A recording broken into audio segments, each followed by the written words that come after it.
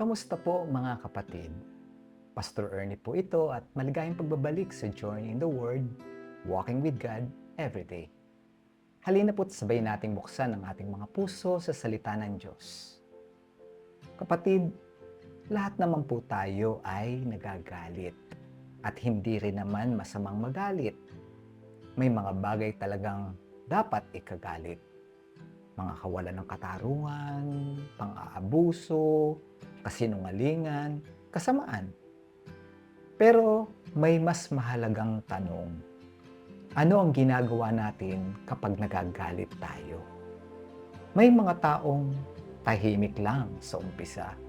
Pero habang naiipon ng sama ng loob, unti-unting umiinit hanggang sa isang araw, puputok na lang. Parang bulkan. At kapag pumutok, hindi lang isang tao ang sasaktan, pati ang mga taong nasa paligid kahit walang kinalaman, nadadamay. Minsan, hindi po natin namamalayan.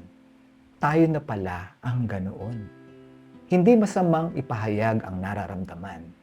Pero may malaking pagkakaiba ang righteous anger at uncontrolled anger. Ang righteous anger, it seeks what is right. Pero itong uncontrolled anger, it seeks to hurt, to punish, or to get even. At kapag ang galit na ang kumokontrol sa atin, mabilis tayong magsalita, mabilis tayong humusga, mabilis tayong mag-react.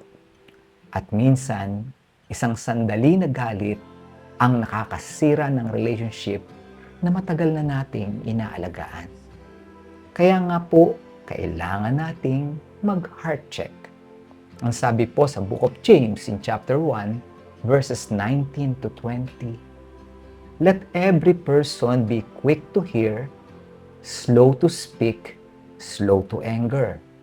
For the anger of man does not produce the righteousness of God." Napaka-practical ng instruction ni James.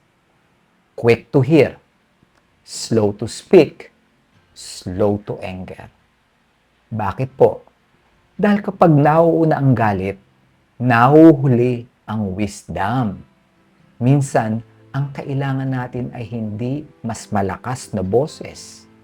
Kailangan natin ng mas tahimik na puso. Isipin natin si Jesus. Maraming beses siyang nilait, ininsulto, at maraming maling paratang. Pero hindi niya hinayaang ang bugso ng damdamin ang magdikta ng kanyang mga salita at desisyon. Kahit sa gitna ng matinding pagdurusa, nanatili siyang nasa kalooban ng Ama. At iyon ang gusto ng Diyos na matutunan natin. Hindi ibig sabihin na hindi na tayo magagalit. Ang self-control ay hindi kawalan ng emotion. Ito ay ang pagpapahayag na ang Diyos ang mamamahala sa ating emotions. Kapag naramdaman mong umiinit na ang ulo mo, pause, hinga, manalangin, makinig muna, makiramdam. Dahil hindi lahat ng nararamdaman natin ay kailangang sundin. At hindi lahat ng gusto nating sabihin ay kailangan agad sabihin.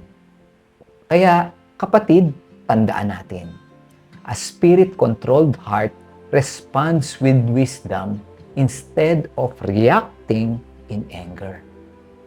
Kaya heart check, tanungin natin ang ating mga sarili. Ano ang karaniwang nagpapasabog ng galit ko? Kapag nagagalit ako, nakakasakit ba ako sa salita o sa gawa? Marunong ba akong huminto at manalangin bago mag-react? At higit sa lahat, ang banal na espiritu ba o ang emosyon ko ang kumokontrol sa akin? Ayan. Kaya nga, para sa heart prescription naman, ngayong araw, kapag naramdaman mong tumataas na ang emosyon para nang magagalit, huwag munang magsalita. Huminto ka muna, manalangin, makinig muna bago mag-come up sa conclusion at itanong sa Diyos Lord, paano ko ito masasagot sa paraang nagbibigay ng karangalan sa iyo? Kapatid, hindi mo kailangang manalo sa argumento. Ang mahalaga, manatiling Christ-like ang puso mo. Amen po ba? Sige po. Manalangin po tayo. Lord, patawarin mo ako sa mga panahong hinayaan kong kontrolin ng galit ang aking mga salita at pagkilos. Punuin mo ako ng iyong banal na espiritu at turuan mo akong tumugon ng may wisdom sa halip na mag-react dahil sa frustration. Bigyan mo ako ng mahinahong puso, mapagpakumbabang pakikinig at pagnanais na magdala ng kapayapaan kaysa galit. Tulungan mo akong maging katulad ni Kristo, lalo na sa mga sandaling mahirap magpikil. Nawa ang aking buhay ay magdala ng healing kaysa hurt at peace kaysa conflict. Sa pangalan ni Jesus, Amen. Ayan. Mga kapatid, maraming salamat po sa pagsama ninyo sa Heart Check.